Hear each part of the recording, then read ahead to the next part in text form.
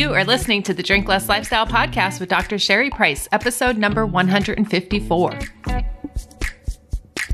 Welcome to Drink Less Lifestyle, a podcast for successful women who want to change their relationship with alcohol. If you want to drink less, feel healthier, and start loving life again, you're in the right place. Please remember that the information in this podcast does not constitute medical advice. Now, here's your host, Dr. Sherry Price. Well, hello, my beautiful, amazing, and epic friend. I'm so glad you're joining me on today's podcast. Can you believe we are in September? Seriously, I can't believe it. I don't know about you, but this year has really been flying by. And I think I've said that on the podcast earlier this year. Now it seems like turbocharge. In September, we start planning for our epic Halloween party. So once I get done recording this podcast, I got to go call the caterer because they need weeks out to prepare and to be booked. So this is exciting. It's fall. It's like the time of change. And that's what I'm going to be talking about on today's podcast is embracing change. But before I get there, just want you to know of all the fun things we have going on here at Epic U. So if you're on my email sequence, you know that I just launched IF 45 for women. That is intermittent fasting 45 for women. We just got started yesterday. So today is day 2 in the program and so excited. I tell you, every time I launch this program, we have just an eclectic group of women who are just amazing. Some of them are trying fasting for the first time. They've never tried intermittent fasting before. They're brand new to it. They might be a little intimidated. It seems like it might be a lot or very restrictive. But what I find out time and time again is even my newbies who are new to intermittent fasting or people who are well seasoned have been doing it in the past and maybe just got away from it or haven't been as committed to it, or they learned really rigid rules that they find that it's like too hard to stick to. And so for either group, I'm finding that once they learn the principles that I teach in the program, they find that it's so easy because it's flexible. It's not rigid rules. It's not never do this, never eat before this time. It's really something that you can adapt into your lifestyle. And here's the thing, particularly for those women who travel for work, they have not been able to really find a pattern or a system that works for that lifestyle. And I know I used to do that for work. I don't now, but I do travel a lot for personal vacations and travel. We just love to be out and about and exploring and going new places and trying new things. So I get it. You want to find a way of eating that fits your lifestyle. And that's what I love about the program so much is that it is adaptable, right? We want this not to be a quote, diet, unquote, right? Something that you feel confined by, but something that liberates you and helps you meet your health goals. Not everybody's in it for weight loss. Yes, the majority of women are in it for weight loss, but there are tons more advantages that you get out of intermittent fasting. So it is a lifestyle. Even if I just want to maintain my weight, we'll be following an intermittent fasting lifestyle because I just feel better when I am on an intermittent fasting way of eating. And it's not just knowing what to eat, although that's a big part of it. It's also knowing how to eat. Yes, there's a how component, and when to eat is really important as well. So if you're listening to the podcast right when it drops today on Wednesday, this is day 2. And if you want to still get in, I bet you can email me or my team, and there might be some spots still available if you want to come in and join us.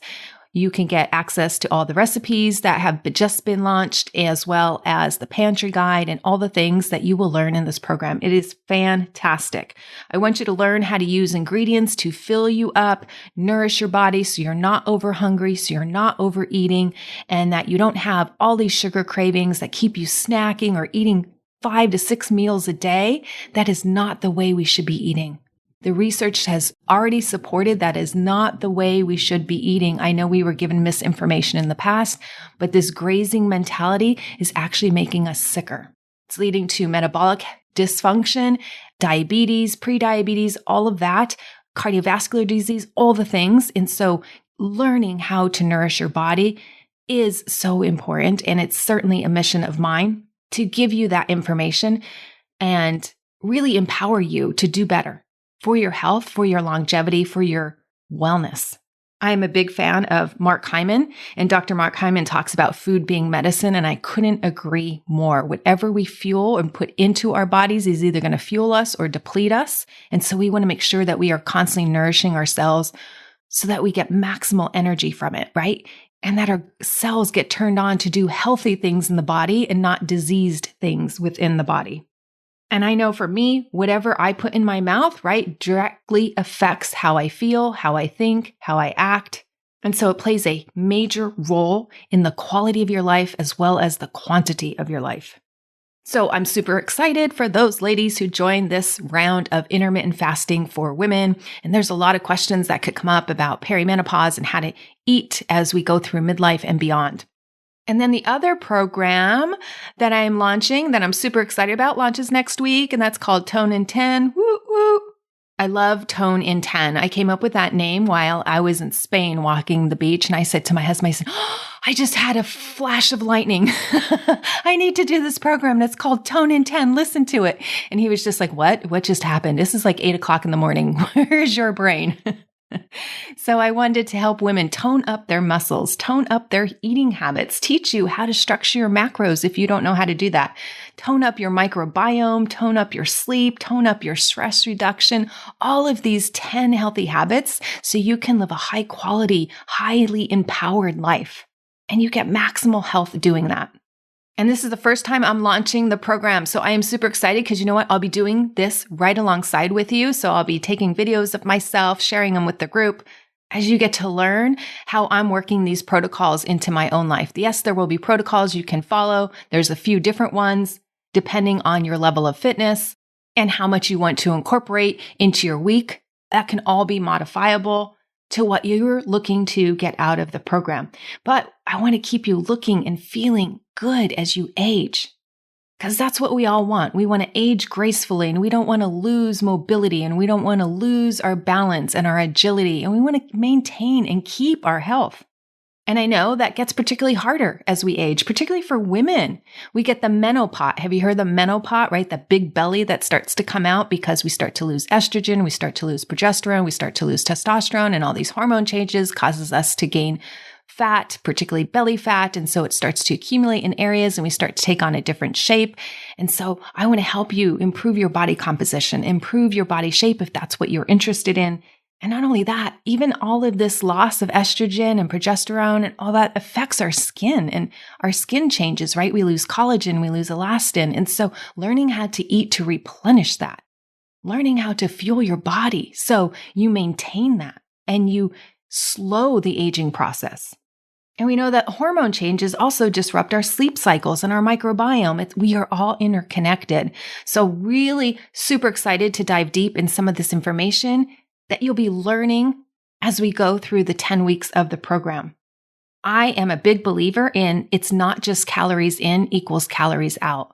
When I follow that model, my body does not respond in kind, right? It doesn't follow that way, right? If I give myself a bunch of junk, I feel like junk.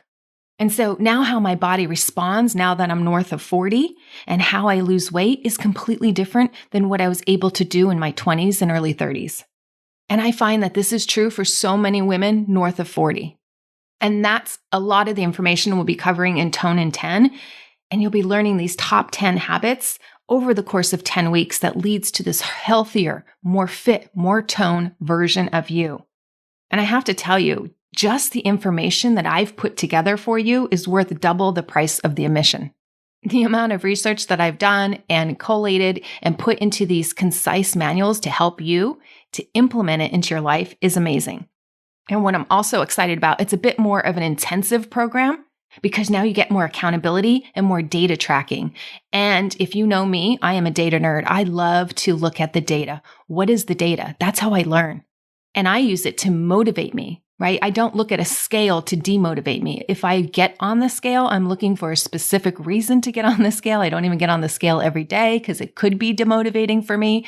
So that's why I've not done that. I use other metrics to see if I am on track for my health and weight loss goals, if I'm wanting to lose weight. Now, the Tone in 10 program starts this Sunday, September 10th. So come join us if you want a concise, doable program that holds you accountable while teaching you how to take exquisite care of your health Tone in 10 is going to be perfect for you. You will get results. I can guarantee it. All right. Speaking of taking on new things, doing new programs, up-leveling your health, I want to talk today about embracing change. And so with that, I want to start off asking you a question. And I really want you to think about this question. How are you with embracing change? Now, I specifically asked the question a certain way. I didn't say, do you like embracing change? I didn't say that. I said, how are you with embracing change? What comes to your mind when I say that? So I gave you a few seconds to think about what comes to your mind when I ask that question. Now, here's what I find when I ask that question of my clients or members inside of Epic U, and the response is generally overwhelmingly positive. I'll get things like, yes, I love change. Yes, I love to mix things up. Change is fun. It sure beats being the same old, which gets boring. And to all this, I think that's awesome. Right there, you see a great mindset, you see a great attitude, you see great responses. And I think that's most people's initial gut reaction. Yeah, I like change. We think of travel, we think of maybe new menu items or new experiences we can have. So I generally find there's a lot of positive enthusiasm around change. But then let's talk about when you think about starting to implement a change. Let me throw out some examples. How do you feel about starting a new job? How do you feel about buying a new house or moving into a new house? How about a new spouse or a new partner? How about a new routine? Some of those may be good. Some of those like, yeah, I don't like my job. I want a better one, right? Or I don't like my partner. I want a better one, right? So some of them may be enjoyable to think about. But what about more like everyday like things? What about taking a new way to work? Maybe if it's even not as efficient, but you're just going to take a new way to work. Or what if you're feeling a little bored and you want to take a new class and you want to try something and you're not sure if you're really going to like it, but you're just going to take a new class. Maybe you're going to learn to play the ukulele. Or maybe you want to pick up a new hobby. You know, I picked up a new hobby this summer. I picked up pickleball. I've never played tennis, so I'm like, oh, let me try this pickleball thing. It seems to be the latest craze. Let me jump in and see how it is. And I wasn't sure if I was going to like it, right? I didn't have any preconceived notions of what it was going to be like, if I was going to be like it. I didn't actually even watch any YouTube videos or watch people play. I just showed up and said, hey, I want to play pickleball. Or how about the things that we think about a lot, like changing your diet, changing your way of eating to become healthier, or changing your drinking habits. Let's get really personal right there. So when it comes to thinking about it, you may be excited. Yes, I want to be healthier. Yes, I want to drink less. Yes, that sounds exciting. But then when it comes to doing it, how do you feel then? Now you're out on a Friday night and you're with friends and you said you're going to order the healthiest thing on the menu, or you said, I'm not going to drink. And then I hear often a different response then. That's great. Yeah, I'm all for it. Oh, let's change up the same old, same old. Now I get less positive comments. I hear all the things like, oh, this is hard. Oh, this is a lot harder than I thought it was going to be. Or man, I showed up at pickleball and what if I can't hit the ball? And what if I don't know how to swing my racket? Or what if I don't really feel like eating the healthiest thing on the menu? And then other things start to come up. Oh, well, yeah, I'm not feeling like it tonight. Like I could just postpone that tomorrow. Or yeah, I just don't feel like playing pickleball. Let me just come back another time. And then you think about doing it tomorrow or the next time. And then other excuses come up like, yeah, I don't have time. Yeah, I guess I don't really want that. Yeah, why do I have to do this? I just want to remind you, you don't have to do any of it. You don't have to eat healthy. You don't have to drink less. You don't have to play pickleball. You don't have to get a new job, right? You don't have to do anything, right? That word have to is pretty sneaky. It comes up in our vocabulary a lot. So I'm always careful when I'm using that word have to. I have to. I'm like, ooh, no, I don't have to do the laundry today. It could wait. I don't have to do that thing today. It could wait for most things. But what I wanted to get at with these questions is really you to notice like the thought of change. And then when it comes to the action of change, right? When it comes time to implementing that change, then how are your thoughts and feelings about it? Now, what I want to offer next is, well, what if you can just embrace the change? Might that be helpful?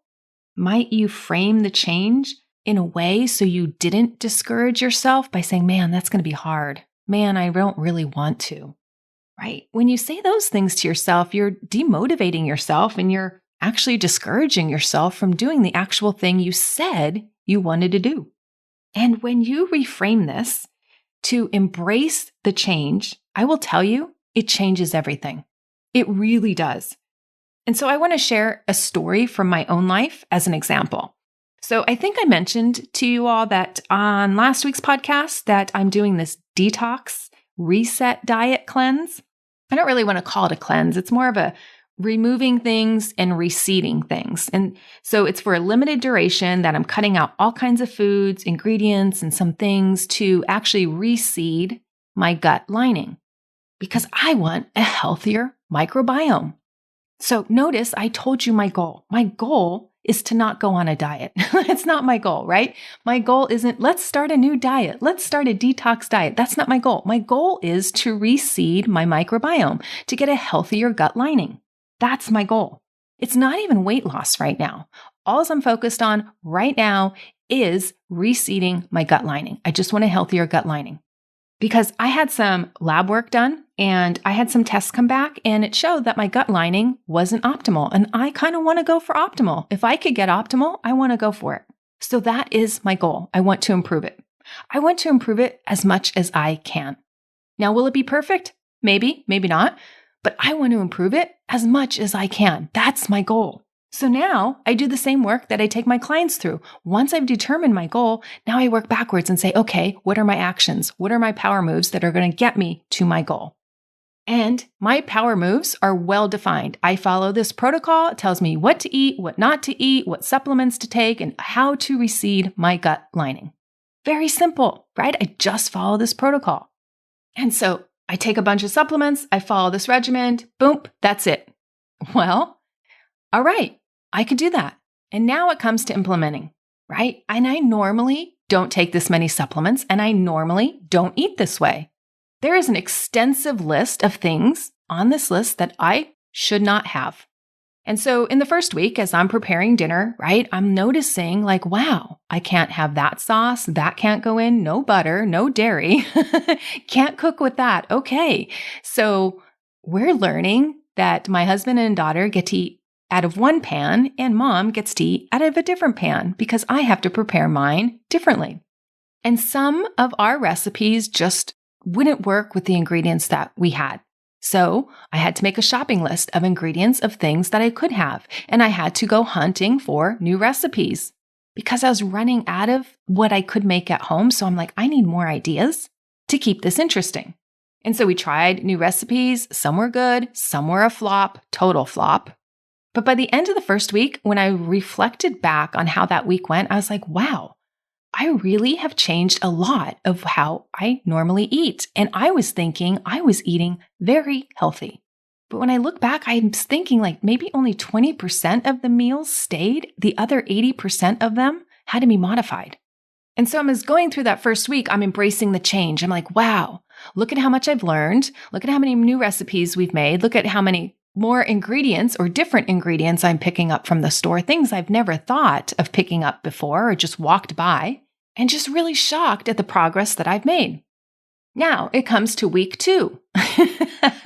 And week 2, there was a down day for me where I looked at my food and I said, wow, I wish I can eat what you guys had. We were having salmon and I couldn't have the normal sauce that we usually use, which makes it taste so delightful. And so I just went, wow, I really wish I can have what you guys are having. And so my daughter quickly pipes up with, it's okay, Mom, you're finding other ways to eat healthy. And I thought, yeah, you're right, but it's really not okay because I really want your sauce. And then my husband says, it's temporary. Don't worry, you'll have it someday. Which I appreciated their optimism, but I needed to remind myself in that moment that I wanted to this change and to embrace the change. Because at that point, I wasn't embracing the change. I was fighting it. I was resisting it. I was pining for the old Sherry that got to eat that nice dill sauce from Santa Monica seafood that's so delicious on top of salmon, but I can't have it. On the do not have list is seed oils, and the first ingredient on that product is canola oil. So that means Sherry doesn't get to have it while she's reseeding her gut. And it hit me right then and there. I'm like, I am resisting this change. I am not embracing change. And what happens? Just think about what happens when we resist change. We go into the woe is me. We demotivate ourselves. We feel sad. We create our own sadness with our thinking. We make it harder. We start thinking life's unfair. We just start blowing things out of proportion.